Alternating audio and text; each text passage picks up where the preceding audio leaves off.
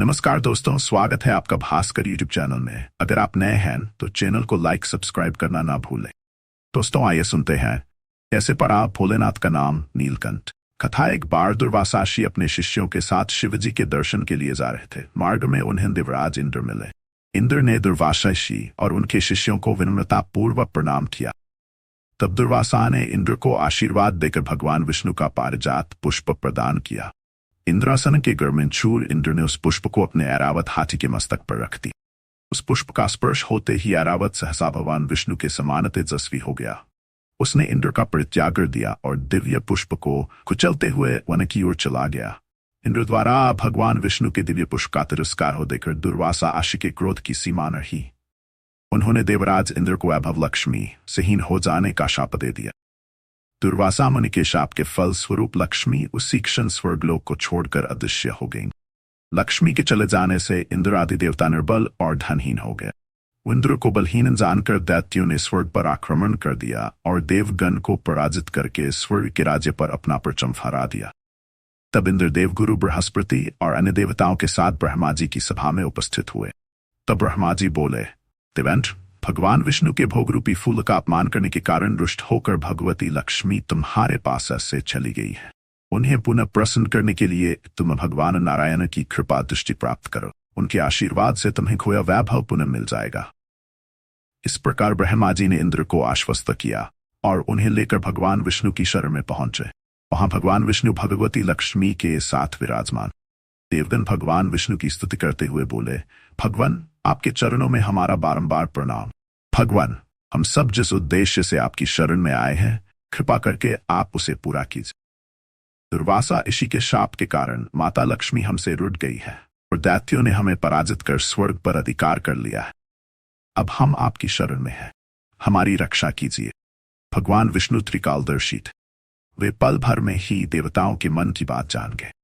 तब वे देवगण से अपने वैभव लौटाने के लिए दानवों से दोस्ती कर उनके साथ मिलकर समुद्र मंथन करने को बोले। उन्होंने समुद्र की गहराइयों में छिपे अमृत के कलश और रत्नों के बारे में बताया कि उसे पाने से वे भी फिर से वैभवशाली हो जाएंगे। भगवान विष्णु के कहे अनुसार इंद्र सहित सभी देवता दैत्य राजबल के पास संधि का प्रस्ताव लेकर आए और उन्हें अमृत के बारे में बताकर समुद्र मंथन के लिए तैयार कर लिया। समुद्र मंथन के लिए समुद्र में मंदराचल को स्थापित कर वासुकिनाग घोर सी बनाया गया। तत्पश्चात दोनों पक्ष अमृत प्राप्ति के लिए समुद्र मंथन करने लगे। अमृत पाने की इच्छा से सभी बड़े जोश और वेग से मंथन कर रहे थे। सहसात भी समुद्र में से कालकूट नाम भयंकर विष निकला। उस विष की अग्नि से सौ दिशाएं जलने लगी। समस्त प्राणियों में हाहाकार मच गया। देवताओं दैत्यों सहित ऋषि मुनि मनुष्य गंधर्व और यक्ष आदि उस विष की गर्मी से जलने लगे। देवताओं की प्रार्थना पर भगवान शिव विषपान के लिए तैयार हो गए। उन्होंने भयंकर विष को हथेलियों में भरा और भगवान विष्णु का स्मरण कर उसे पी गए।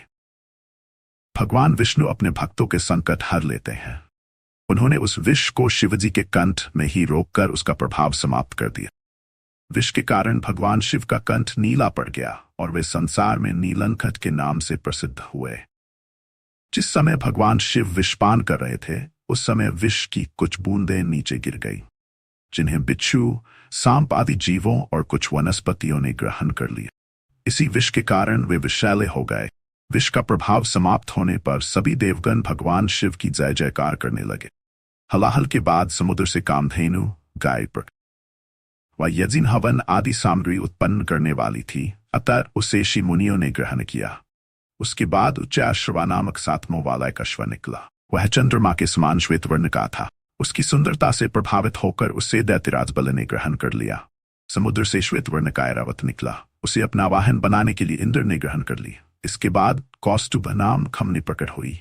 उसे श्री विष्णु ने धारण किया। समुद्र मंथन से कल्पवृक्ष तथा अनेक सुंदर अप्सराएं भी प्रकट हुई। इनके बाद ऐश्वर्य और भोगों की देवी लक्ष्मी प्रकट हुई।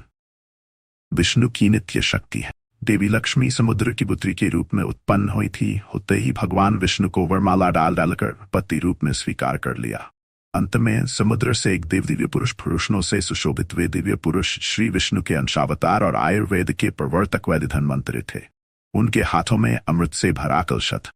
उन्हें देखकर दैत्यों ने समुद्र मंथन छोड़कर उनसे अमृत का कलश छीन लिया। तब भगवान विष्णु ने मोहिनी अवतार धारण करके देवताओं को अमृतपान करवाया। इस प्रकार सभी देवता वैभव से संपन्न होने साथ साथ अमृतपान कर अमर हो गए। गंगा जल चढ़ाने के साथ धागा बांधने से पूरी होती है मन्नत। जाने श्री नीलकंठ महादेव मंदिर का इतिहास। ऋषिकेश देवभूमि उत्तराखंड में स्थित ऋषिकेश में कई पावन तीर्थ स्थल हैं। हर माह हजारों की संख्या में लोग यहाँ घूमने आते हैं। यहाँ कई सारे मंदिर और घाट स्थापित हैं, जबकि हर मंदिर का अपना इतिहास और अपना महत्व है। जबकि श्री नीलकंठ महादेव मंदिर का भी अपना एक रोचक इतिहास है।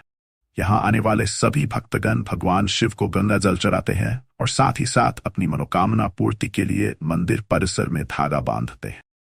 मन्नत पूरी होने पर वे धागा खोलने आते हैं।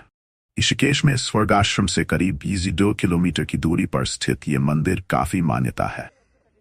मंदिर के पुजारी जगदीश प्रपन्नाचार्य बताते हैं कि समुद्र मंथन के दौरान भगवान शिव ने समुद्र मंथन से निकले विष कालकूट को अपनी हथेली पर समेटकर पी लिया था। उन्होंने अपनी शक्ति के प्रभाव से उस विष को अपने कंठ तक ही सीमित रखा और गले से नीचे नहीं जाने दिया। इसीलिए उन्हें नीलकंठ महादेव कहा जाता है। विष ग्रहण करने के बाद वह ऐसे स्थान की तलाश में थे जहां उन्हें शीतल वायु मिले। घूमते घूमते वह मणिकूट पर्वत पहुंचे और वहां उन्हें वह शीतलता मिली। मान्यता है कि भोलेनाथ 60,000 वर्ष इसी स्थान पर समाधि लगाकर बैठे थे। इसीलिए स्थान को श्री नीलकंठ महादेव मंदिर के रूप में जाना जाता है। जगदीश प्रपन्नाचार्य आगे बताते हैं कि माता पार्वती संग सभी देवी देवता भगवान शिव को खोजने में जुट गए। जब उन्हें पता चला कि भोलेनाथ मणिकूट पर्वत पर ध्यान मग्न है, तो मां पार्वती वहां पहुंची और वही अपना आसन लगाकर भगवान शिव के पास बैठ गए। जिस स्थान पर माता पार्वती बैठी थी, उस स्थान पर नीलकंठ के निकट ही एक और मंदिर की स्थापना की। उन्होंने कहा कि इस मंदिर में सच्चे मन से मांगी गई हर मनोकामना पूरी होती है। अगर आप ऋषिकेश घूमने आ रहे हैं तो श्री नीलकंठ महादेव मंदिर के दर्शन जरूर करें।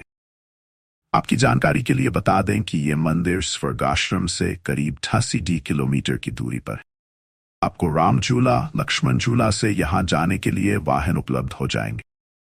दोस्तों, आपको कैसी लगी मेरी ये वीडियो कमेंट करके जरूर बताएं।